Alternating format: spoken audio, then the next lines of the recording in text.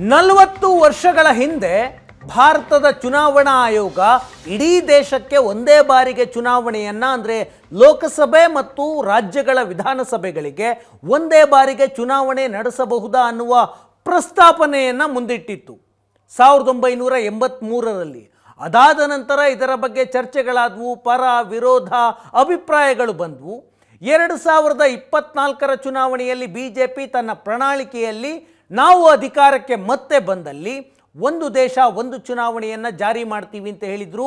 2023ರಲ್ಲಿ ಮಾಜಿ ರಾಷ್ಟ್ರಪತಿ ರಾಮನಾಥ್ ಕೋವಿಂದ್ ಅವರ ನೇತೃತ್ವದಲ್ಲಿ ಸಮಿತಿಯನ್ನು ರಚನೆ ಮಾಡಲಾಯಿತು. ಆ ಸಮಿತಿ ರಾಜಕೀಯ ಪಕ್ಷಗಳ ಜೊತೆ, ನಾಗರಿಕರ ಜೊತೆ, ಬೇರೆ ಬೇರೆ ವಲಯದ ಗಣ್ಯರ ಜೊತೆ, ಪ್ರಮುಖರ ಜೊತೆ ಅಧ್ಯಯನ ಮಾಡಿ ಅವರನ್ನು ಮಾತನಾಡಿಸಿ ಒಂದು 18,000 ಪುಟಗಳ ರಿಪೋರ್ಟನ್ನು ಮಾಡ್ತು. ಆ ರಿಪೋರ್ಟ್ನಲ್ಲಿ ಒಂದು ದೇಶ ಒಂದು ಕಾನೂನು, ಒಂದು ಚುನಾವಣೆಯ ಕಾನೂನನ್ನು ಜಾರಿ ಮಾಡಬಹುದು ಅಂತ ಕೇಂದ್ರ ಸರ್ಕಾರಕ್ಕೆ ರಿಪೋರ್ಟ್ ಕೊಟ್ಟಿತ್ತು. ಈಗ ನರೇಂದ್ರ ಮೋದಿ ಸರ್ಕಾರ ಇವತ್ತು ಲೋಕಸಭೆಯಲ್ಲಿ ಒಂದು ದೇಶ ಒಂದು ಚುನಾವಣೆ ಕಾನೂನನ್ನು ಮಂಡನೆ ಮಾಡಿದೆ. ನರೇಂದ್ರ ಮೋದಿ ಸರ್ಕಾರದ ಮಹತ್ವಾಕಾಂಕ್ಷೆಯ ಕಾನೂನಿದು. ಒಂದು ದೇಶ ಒಂದು ಚುನಾವಣೆ ಕಾನೂನು ಇಡೀ ದೇಶಕ್ಕೆ ಒಂದೇ ಬಾರಿಗೆ 5 ವರ್ಷಕ್ಕೆ ಒಮ್ಮೆ ಮಾತ್ರ ಸಾರ್ವತ್ರಿಕ ಚುನಾವಣೆಯನ್ನು ನಡೆಸುವಂತಹ ಕಾನೂನು ಇವತ್ತು ಲೋಕಸಭೆಯಲ್ಲಿ ಮಂಡನೆಯಾಗಿದೆ. ಕೇಂದ್ರ ಕಾನೂನು ಸಚಿವ ಅರ್ಜುನ್ ಮೇಘವಾಲ್ ಅವರು ಈ ಮಸೂದೆಯನ್ನು ಮಂಡನೆ ಮಾಡಿದ್ದಾರೆ. ಈ ಮಸೂದೆಗೆ ಕಾಂಗ್ರೆಸ್ ಮತ್ತು ಮಿತ್ರ ಪಕ್ಷಗಳಿಂದ ತೀವ್ರ ವಿರೋಧ ವ್ಯಕ್ತ ಆಗ್ತಾ ಇದೆ. ಈ ಕಾನೂನನ್ನು ತಿರಸ್ಕಾರ ಮಾಡಬೇಕು ಅಂತ ಕಾಂಗ್ರೆಸ್ ಮತ್ತು ಮಿತ್ರ ಪಕ್ಷಗಳು ಒತ್ತಾಯ ಮಾಡಿದ್ವು. ಮಂಡನೆನೇ ಆಗಬಾರದು ಅಂತ ವಿರೋಧ ಮಾಡಿದ್ವು. ಈ ಮಸೂದೆಯನ್ನ ಜಂಟಿ ಸದನ ಸಮಿತಿಗೆ ಕಳಿಸಬೇಕು ಅಂತ ಗೃಹ ಸಚಿವ ಅಮಿತ್ ಶಾ ಅವರು ಮಾತನಾಡಿದ್ರು. ಜಂಟಿ ಸದನ ಸಮಿತಿಗೆ ಕಳಿಸಬೇಕು ಅಂತ ಪ್ರಧಾನಿ ನರೇಂದ್ರ ಮೋದಿ ಅವರು ಕ್ಯಾಬಿನೆಟ್ ಮೀಟಿಂಗ್ನಲ್ಲಿ ಈ ಬಗ್ಗೆ ಸೂಚನೆಯನ್ನ ಕೊಟ್ಟಿದ್ದಾರೆ.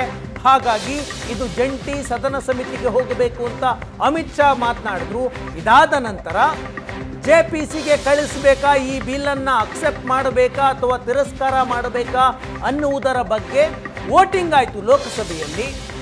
ಆ ವೋಟಿಂಗ್ನ ನಂತರ ಈಗ ಇಡೀ ಮಸೂದೆಯನ್ನು ಜಂಟಿ ಸದನ ಸಮಿತಿ ಜೆಪಿಸಿ ಜಾಯಿಂಟ್ ಪಾರ್ಲಿಮೆಂಟರಿ ಕಮಿಟಿಗೆ ಕಳಿಸುವ ನಿರ್ಧಾರವನ್ನು ಮಾಡಲಾಗಿದೆ.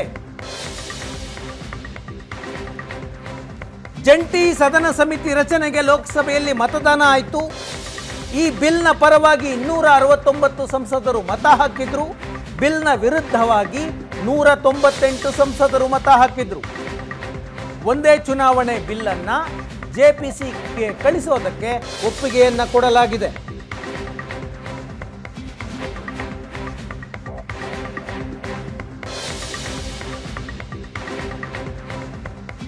Thank you, Honorable Speaker, sir. With your permission, I beg to move for leave to introduce the Constitution 129th Amendment Bill 2024, further to amend the Constitution of India. ये item number 18 में है और item number 19 में जैसे आपने कहा, Honorable Speaker, sir, with your permission, I wish to move for leave to introduce the Union Territories Laws Amendment Bills 2024, further to amend the Government of Union Territories Act 1963, the Government of National Capital Territory of Delhi Act 1991, and the Jammu and Kashmir Reorganization Act 2019. ये मैं आपकी अनुमति से आपसे leave मांग रहा हूँ. Thank you sir. जब ये संविधान सुधार का विधेयक, संवैधानिक संशोधन जब कैबिनेट में चर्चा में आया, तब प्रधानमंत्री जी ने स्वयं मंशा व्यक्त करी थी कि इसको जेपीसी को देना चाहिए. इस पर विस्तृत चर्चा सभी स्तर पर होनी चाहिए. इसलिए मुझे लगता है कि इसमें सदन का ज्यादा समय जाया करे बगैर, अगर मंत्री जी कहते हैं कि इसको जेपीसी को सौंपने के लिए वो तैयार है, तो जेपीसी में सारी चर्चा होगी और जब जेपीसी के रिपोर्ट के आधार पर कैबिनेट इसको पारित करेगी तब भी फिर से चर्चा होनी है. तो मैं मानता हूं कि माननीय मंत्री जी अगर जेपीसी में रखने की इच्छा व्यक्त करते हैं तो यहीं पर एक चीज समाप्त हो जाएगी। ಕಾನೂನು ಸಚಿವ ಅರ್ಜುನ್ ರಾಮ್ ಮೇಘವಾಲ್ ಮಂಡನೆ ಮಾಡ್ತಾರೆ ಬಿಲ್ ಅನ್ನ. ಅದಾದ ನಂತರ ಅಮಿತ್ ಶಾ ಅವರು ಮಾತನಾಡಿ ಈ ಬಿಲ್ ಅನ್ನ ಜಂಟಿ ಸಂಸದೀಯ ಸಮಿತಿಗೆ ಕಳಿಸೋಣ, ಅಲ್ಲಿ ಚರ್ಚೆಯಾಗಲಿ ಎಂದರು. ಕಾಂಗ್ರೆಸ್ ಮತ್ತು ಮಿತ್ರ ಪಕ್ಷಗಳು ಇಡೀ ಕಾನೂನಿಗೆ ವಿರುದ್ಧವಾಗಿವೆ. ಈ ಹಿಂದಿನಿಂದಲೂ ಈ ಕಾನೂನಿನ ವಿರುದ್ಧವಾಗಿ ಕಾಂಗ್ರೆಸ್ ಮತ್ತು ಮಿತ್ರ ಪಕ್ಷಗಳು ಮಾತನಾಡ್ತಾ ಇದ್ದಾವೆ. ಇವತ್ತು ಕೂಡ ಲೋಕಸಭೆಯಲ್ಲಿ ವಿರೋಧ ವ್ಯಕ್ತಪಡಿಸಿದ್ರು. ಗೌರವ್ ಗೊಗೊಯ್ ಕಾಂಗ್ರೆಸ್ನ ಸಂಸದ, ಈ ಕಾನೂನು ಪ್ರಜಾಪ್ರಭುತ್ವದ ಆಶಯಗಳಿಗೆ ವಿರುದ್ಧ, ನಾವು ಈ ಕಾನೂನನ್ನ ವಿರೋಧ ಮಾಡ್ತೀವಿ ಎಂದರು. ಗೌರವ್ ಗೊಗೊಯ್ ಮಾತನಾಡಿದ್ದನ್ನ ಕೇಳಿ. नागरिकों के वोट देने के जो उनकी संवैधानिक अधिकार है उस पर आक्रमण है और इसका हम पुरजोर विरोध करते हैं। विरोध का आधार ये है कि इस सबसे पहले 82(5) में चुनाव आयोग को जो यहाँ पे ताकत दी गई है कि चुनाव आयोग आज राष्ट्रपति को अपना एक निर्णय दे सकते हैं कि कब निर्वाचन हो सकता है। ये कभी भी इससे पहले चुनाव आयोग की ऐसी ताकत भारत के संविधान के निर्माताओं ने नहीं बनाया है।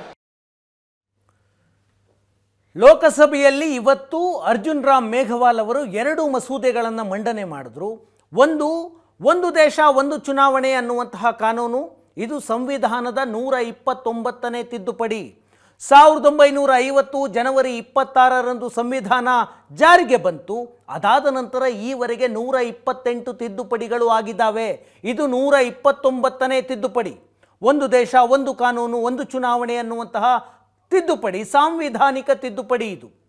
ಇದಾದ ನಂತರ ಮತ್ತೊಂದು ಕೇಂದ್ರಾಡಳಿತ ಪ್ರದೇಶಗಳ ತಿದ್ದುಪಡಿ ಕಾನೂನು. ಕೇಂದ್ರ ಲೋಕಸಭೆ ಚುನಾವಣೆ ಮತ್ತು ರಾಜ್ಯಗಳ ಚುನಾವಣೆಗೆ ಸಂಬಂಧಪಟ್ಟಂತಹ ಒಂದು ಕಾನೂನು. ಕೇಂದ್ರಾಡಳಿತ ಪ್ರದೇಶಗಳಿದ್ದಾವೆ, ಉದಾಹರಣೆಗೆ ದೆಹಲಿ, ಜಮ್ಮು ಕಾಶ್ಮೀರ, ಪಾಂಡಿಚೇರಿ, ಈ ರೀತಿಯ ಪ್ರದೇಶಗಳ ಚುನಾವಣೆಯನ್ನು ಕೂಡ ಸಾರ್ವತ್ರಿಕ ಚುನಾವಣೆಯ ಜೊತೆಗೆ ಸೇರಿಸಬೇಕು ಅನ್ನುವಂತಹ ಮತ್ತೊಂದು ಕಾನೂನು. ಈ ಎರಡು ಕಾನೂನುಗಳ ಮಸೂದೆಗಳನ್ನು ಇವತ್ತು ಮಂಡನೆ ಮಾಡಲಾಯಿತು.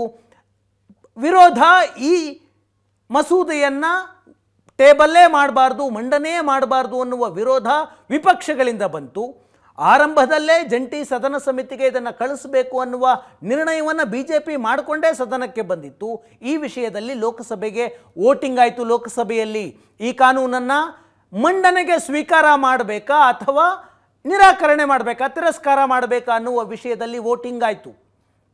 ಬಿಲ್ ಪರವಾಗಿ 269 ಸಂಸದರು ಮತದಾನ ಮಾಡಿದ್ರು. ಬಿಲ್ ವಿರುದ್ಧವಾಗಿ 198 ಸಂಸದರು ಮತ ಹಾಕಿದ್ರು. ಮೊದಲ ಬಾರಿಗೆ ಲೋಕಸಭೆಯಲ್ಲಿ ಎಲೆಕ್ಟ್ರಾನಿಕ್ ವೋಟಿಂಗ್ ಆಯಿತು. ಹೇಗೆ ಚುನಾವಣೆಯಲ್ಲಿ EVM ಥ್ರೂ ವೋಟಿಂಗ್ ಆಗುತ್ತೆ, ಅಲ್ಲಿ ಬ್ಯಾಲೆಟ್ ಮೂಲಕ ಆಗ್ತಾ ಇತ್ತು ಸಂಸತ್ನಲ್ಲಿ. ಇದೇ ಮೊದಲ ಬಾರಿಗೆ ಎಲೆಕ್ಟ್ರಾನಿಕ್ ವೋಟಿಂಗ್ ಆಯಿತು. ಈ ವೋಟಿಂಗ್ ಆಯಿತು. 269 ಮತಗಳು ಈ ಕಾನೂನಿನ ಪರವಾಗಿ, ಈ ಮಸೂದೆಯ ಪರವಾಗಿ, 198 ಮತಗಳು ಈ ಮಸೂದೆಗೆ ವಿರುದ್ಧವಾಗಿ ಚಲಾವಣೆಯಾದವು. ಇದಾದ ನಂತರ ಜಂಟಿ ಸದನ ಸಮಿತಿಗೆ ಈ ಮಸೂದೆಯನ್ನು ಕಳಿಸುವ ನಿರ್ಣಯ ಆಯಿತು. ಈಗ ಜಂಟಿ ಸದನ ಸಮಿತಿ ರಚನೆಯಾಗುತ್ತೆ. ಹೆಚ್ಚು ಸಂಸದರು ಯಾವ ಪಕ್ಷದಿಂದ ಇರ್ತಾರೆ ಅವರಿಗೆ ನೇತೃತ್ವ ಸಹಜವಾಗಿ ಸಿಗುತ್ತೆ. ಬಿಜೆಪಿಯ ಅಧ್ಯಕ್ಷತೆಯಲ್ಲಿ JPC ಕಮಿಟಿ ಆಗುತ್ತೆ. ಆ ಕಮಿಟಿಗೆ 90 ದಿನ ಇರುತ್ತೆ. ಅದರಲ್ಲಿ ಎಲ್ಲ ಪಕ್ಷಗಳ ಸದಸ್ಯರಿರ್ತಾರೆ. ಅಲ್ಲಿ ಚರ್ಚೆ ಆಗುತ್ತೆ ಈ ಕಾನೂನಿಗೆ ಸಂಬಂಧಪಟ್ಟಂತೆ. ಈ ಮಸೂದೆಯಲ್ಲಿ ಏನೆಲ್ಲ ಚೇಂಜಸ್ ಆಗಬೇಕು ಅಂತ ಸಲಹೆಗಳು ಬರ್ತವೆ. ವಿಸ್ತೃತವಾಗಿ ಚರ್ಚೆಗಳಾಗತ್ವೆ. ಆ ಸಲಹೆಗಳನ್ನು ಈ ಬಿಲ್ನಲ್ಲಿ ಅಡಕ ಮಾಡಲಾಗುತ್ತೆ. ಇದಾದ ನಂತರ ಮತ್ತೆ ಲೋಕಸಭೆಗೆ ಮತ್ತು ರಾಜ್ಯಸಭೆಗೆ ತಂದು ಮರುಮಂಡನೆ ಮಾಡಲಾಗುತ್ತೆ. ಅದಾದ ಮೇಲೆ ಲೋಕಸಭೆ ಮತ್ತು ರಾಜ್ಯಸಭೆಗಳಲ್ಲಿ ಚರ್ಚೆ ಆಗುತ್ತೆ. ಅದಾದ ನಂತರ ಫೈನಲ್ ವೋಟಿಂಗ್ ಆಗುತ್ತೆ. ಈ ಕಾನೂನನ್ನು ಅಂಗೀಕರಿಸಬೇಕಾ ಬೇಡವಾ ಅನ್ನೋದನ್ನು ಲೋಕಸಭೆ ಮತ್ತು ರಾಜ್ಯಸಭೆಗಳು ನಿರ್ಧಾರ ಮಾಡ್ತವೆ. ಹಾಗಾದರೆ ಏನಿದು ಕಾನೂನು? ಈ ಕಾನೂನಿನ ಉದ್ದೇಶ ಏನು? ಒಂದು ದೇಶ ಒಂದು ಚುನಾವಣೆ ಅಂತ ಅಂದರೆ ಏನು? ಅಂದರೆ ಇಡೀ ದೇಶಕ್ಕೆ ಒಂದೇ ಬಾರಿಗೆ ಚುನಾವಣೆ ನಡೆಸುವಂತಹ ಕಾನೂನು. ಈಗ 5 ವರ್ಷಕ್ಕೊಮ್ಮೆ ಲೋಕಸಭೆ ಚುನಾವಣೆ ನಡೆಯುತ್ತೆ. ರಾಜ್ಯಗಳಲ್ಲೂ 5 ವರ್ಷಕ್ಕೊಮ್ಮೆ ಚುನಾವಣೆಗಳು ನಡೆಯುತ್ತವೆ. ಆದರೆ ಇದು ಬೇರೆ ಬೇರೆ ಸಮಯದಲ್ಲಿ ಆಗುತ್ತವೆ. ಕೆಲವು ರಾಜ್ಯಗಳ ವಿಧಾನಸಭಾ ಅವಧಿ ಕೆಲವು ಸಮಯಕ್ಕೆ ಆಗುತ್ತೆ. ಅಂದರೆ 5 ವರ್ಷಗಳಲ್ಲಿ ಪ್ರತಿ ವರ್ಷವೂ ಈ ದೇಶದಲ್ಲಿ ಒಂದಲ್ಲ ಒಂದು ರಾಜ್ಯಗಳಲ್ಲಿ ಚುನಾವಣೆ ಇದ್ದೇ ಇರುತ್ತೆ. ಉದಾಹರಣೆಗೆ ಲೋಕಸಭಾ ಚುನಾವಣೆ 2024 ಮಾರ್ಚ್ ಏಪ್ರಿಲ್ ಮೇನಲ್ಲಾಯಿತು. ಅದಾದ ನಂತರ ಹರಿಯಾಣ ಮತ್ತು ಜಮ್ಮು ಕಾಶ್ಮೀರದ ಚುನಾವಣೆ ಆಯಿತು. ಆ ಚುನಾವಣೆಯಾದ 3 ತಿಂಗಳಿಗೆ ಮಹಾರಾಷ್ಟ್ರ ಮತ್ತು ಜಾರ್ಖಂಡ್ನ ಚುನಾವಣೆ ಆಯಿತು. ಈ 2 ಚುನಾವಣೆ ಮುಗಿದ್ವು ಅನ್ನುವಷ್ಟರಲ್ಲಿ ಇನ್ನೆರಡು ತಿಂಗಳಲ್ಲಿ ದೆಹಲಿಯ ಚುನಾವಣೆ ಬರುತ್ತೆ. ದೆಹಲಿ ಚುನಾವಣೆ ಮುಗಿದ ನಂತರ ಬಿಹಾರಕ್ಕೆ ಚುನಾವಣೆ ಬರುತ್ತೆ. ಹೀಗೆ 5 ವರ್ಷ ಪೂರ್ತಿ ಈ ದೇಶದಲ್ಲಿ ಚುನಾವಣೆಗಳು ನಡೀತಾನೆ ಇರುತ್ತವೆ. ಚುನಾವಣೆಗಳು ಅಂತಂದರೆ ವಿಪರೀತ ಖರ್ಚುಗಳಾಗುತ್ತೆ, ಮತ್ತು ಚುನಾವಣಾ ನೀತಿ ಸಂಹಿತೆ ಇರುತ್ತೆ. ನೀತಿ ಸಂಹಿತೆ ಇದ್ದಂತಹ ಸಂದರ್ಭದಲ್ಲಿ ಸರ್ಕಾರಗಳು ಅಭಿವೃದ್ಧಿ ಕೆಲಸವನ್ನು ಮಾಡೋಕ್ಕಾಗೋದಿಲ್ಲ. ಆ ಕಾರಣಕ್ಕೆ ಇಡೀ ದೇಶಕ್ಕೆ ಲೋಕಸಭೆ ಮತ್ತು ರಾಜ್ಯಗಳ ವಿಧಾನಸಭಾ ಚುನಾವಣೆಗಳನ್ನು ಒಂದೇ ಬಾರಿ ನಡೆಸೋದು, ಇದರ ಜೊತೆಗೆ ಸ್ಥಳೀಯ ಸಂಸ್ಥೆ ಚುನಾವಣೆಗಳನ್ನು ಒಂದೇ ಬಾರಿಗೆ ಮಾಡೋದು, ಅಂದರೆ 5 ವರ್ಷಕ್ಕೆ ಇಡೀ ದೇಶದಲ್ಲಿ ಒಂದೇ ಬಾರಿಗೆ ಚುನಾವಣಾ ಪ್ರಕ್ರಿಯೆಯನ್ನು ಮುಗಿಸಿಬಿಡುವಂತಹ ಕಾನೂನಿದು. ಲೋಕಸಭೆ, ರಾಜ್ಯಗಳ ವಿಧಾನಸಭೆ, ಸ್ಥಳೀಯ ಸಂಸ್ಥೆ ಅಂದರೆ ಜಿಲ್ಲಾ ಪಂಚಾಯಿತಿ, ತಾಲೂಕು ಪಂಚಾಯಿತಿ, ಗ್ರಾಮ ಪಂಚಾಯಿತಿ, ಈ ಎಲ್ಲ ಚುನಾವಣೆಗಳನ್ನು ಒಂದೇ ಬಾರಿಗೆ ಮುಗಿಸುವಂತಹ ಕಾನೂನು. ಈ ಕಾನೂನನ್ನು ಸಾಂವಿಧಾನಿಕ ತಿದ್ದುಪಡಿ ಮೂಲಕ ಜಾರಿ ಮಾಡಬೇಕು. ನಾರ್ಮಲ್ ಯಾವುದೋ ಒಂದು ಕಾನೂನಾದರೆ ಬಹುಮತ ಲೋಕಸಭೆಯ ಒಟ್ಟು ಸದಸ್ಯರ ಸಂಖ್ಯೆಯ ಅರ್ಧಕ್ಕಿಂತ 1-2 ವೋಟ್ ಬಂದರೆ ಆ ಕಾನೂನು ಪಾಸ್ ಆಗುತ್ತೆ. ಇದು 3/2 ಬಹುಮತದಲ್ಲಿ ಪಾಸ್ ಆಗಬೇಕು. 3/2 ಬಹುಮತದೊಂದಿಗೆ ಪಾಸಾದರೆ ಮಾತ್ರ ಈ ಕಾನೂನು ಜಾರಿಗೆ ಬರುತ್ತೆ. ಈಗ ನಂಬರ್ಸ್ ಏನಿದೆ, ಈ ಕಾನೂನನ್ನು ಜಾರಿಗೆ ತರಬಹುದಾದಷ್ಟು ನಂಬರ್ಸ್ಗಳು BJP ನೇತೃತ್ವದ NDA ಸರ್ಕಾರದ ಬಳಿ ಇದೆಯಾ? ಇಲ್ಲ. ಲೋಕಸಭೆಯನ್ನು ಲೆಕ್ಕಾಚಾರ ಹಾಕೋದಾದರೆ ಒಟ್ಟು ಸದಸ್ಯರು 543, 3/2 ಬಹುಮತ ಬೇಕು ಈ ಕಾನೂನು ಪಾಸ್ ಆಗೋದಕ್ಕೆ. ಅಂದರೆ 362 ಸದಸ್ಯರ ಬಲ ಬೇಕು. ಈಗ NDA ಎಷ್ಟಿದೆ? 298 ಇದೆ NDA ಸದಸ್ಯರ ಸಂಖ್ಯೆ, 300 ಕೂಡ ದಾಟಿಲ್ಲ. INDIA ಮೈತ್ರಿಕೂಟ 233 ಇದೆ, ಇತರ ಎಲ್ಲ ಪಕ್ಷಗಳು 11 ಇದೆ. ಈ ನಂಬರ್ಸ್ ನೋಡಿದರೆ 64 ಮತಗಳು ಕೊರತೆಯಾಗುತ್ತೆ ಲೋಕಸಭೆಯಲ್ಲಿ BJP ನೇತೃತ್ವದ NDAಗೆ. ಇನ್ನು ರಾಜ್ಯಸಭೆಯಲ್ಲೂ ಪಾಸ್ ಆಗಬೇಕಲ್ಲ. ರಾಜ್ಯಸಭೆಗೆ ಬಂದರೆ ರಾಜ್ಯಸಭೆಯಲ್ಲಿ ಈಗ ಇರುವಂತಹ ಹಾಲಿ ಸದಸ್ಯರ ಸಂಖ್ಯೆ 234, 3/2 ಬಹುಮತ ಬೇಕು ಅಂದರೆ 156ಕ್ಕೂ ಹೆಚ್ಚು ಮತಗಳು ಬಂದರೆ ಮಾತ್ರ ಈ ಕಾನೂನು ರಾಜ್ಯಸಭೆಯಲ್ಲಿ ಪಾಸ್ ಆಗುತ್ತೆ. ಈಗ NDAಗೆ 126 ಸ್ಥಾನ ಇದೆ, INDIA 108 ಸ್ಥಾನ ಇದೆ. ಬಹುಮತಕ್ಕೆ NDA ಸರ್ಕಾರಕ್ಕೆ 30 ಮತಗಳು ಕೊರತೆಯಾಗುತ್ತೆ. ಲೋಕಸಭೆಯಲ್ಲೂ ಕೊರತೆಯಾಗುತ್ತೆ, ರಾಜ್ಯಸಭೆಯಲ್ಲೂ ಕೊರತೆಯಾಗುತ್ತೆ. BJP ಮನಸ್ಸು ಮಾಡಿದರೆ ಈ ಕಾನೂನನ್ನು 2019ರಲ್ಲಿ ಪಾಸ್ ಮಾಡಿಕೊಳ್ಬಹುದಾಗಿತ್ತು. 2019ರಲ್ಲಿ BJP 353, NDA ಮೈತ್ರಿಕೂಟದ ಒಟ್ಟಾರೆ ನಂಬರ್ಸ್ 353 ಇತ್ತು. ಹೋಗಲಿ 2014 336 ಇತ್ತು. 2019ರಲ್ಲಿ BJP ಸಿಂಗಲ್ ಲಾರ್ಜೆಸ್ಟ್ ಪಾರ್ಟಿ 303 ಸ್ಥಾನಗಳನ್ನು ಗೆದ್ದಿತ್ತು. 353 NDA ಮಿತ್ರ ಪಕ್ಷಗಳ ಒಟ್ಟಾರೆ ಬಲ ಇದ್ದಿದ್ದು. ಒಂದು 10ರಿಂದ 15 ಸಂಸದರ ಬೆಂಬಲವನ್ನು ಗಳಿಸಿದ್ದಿದ್ರೆ 2019ರಲ್ಲಿ ಸುಲಭವಾಗಿ ಪಾಸ್ ಆಗ್ತಾ ಇತ್ತು. BJD, YSRP ಈ 2 ಪಕ್ಷಗಳು ನರೇಂದ್ರ ಮೋದಿಯವರ ಸರ್ಕಾರ ಮಾಡಿದಂತಹ ಎಲ್ಲ ಕಾನೂನನ್ನು ಬೆಂಬಲಿಸಿದ್ವು.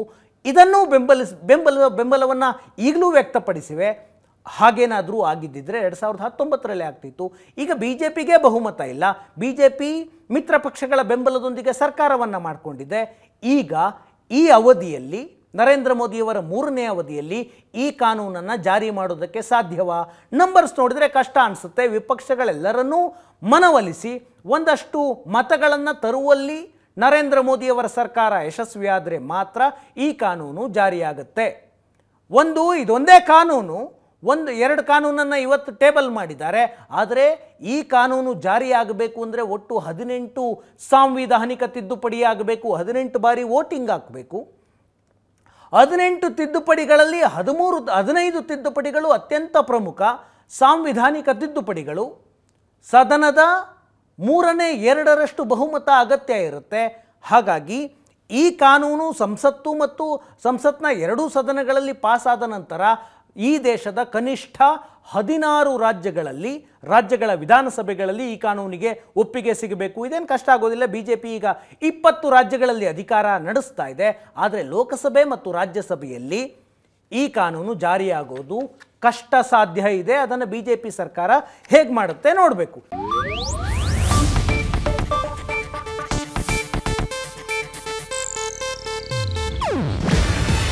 ಇದು ಏಷ್ಯಾನೆಟ್ ನ್ಯೂಸ್ ನೆಟ್ವರ್ಕ್ ಪ್ರಸ್ತುತಿ. ನೀವು ನೋಡ್ತಿದ್ದೀರಾ ಏಷ್ಯಾನೆಟ್ ಸುವರ್ಣ ನ್ಯೂಸ್.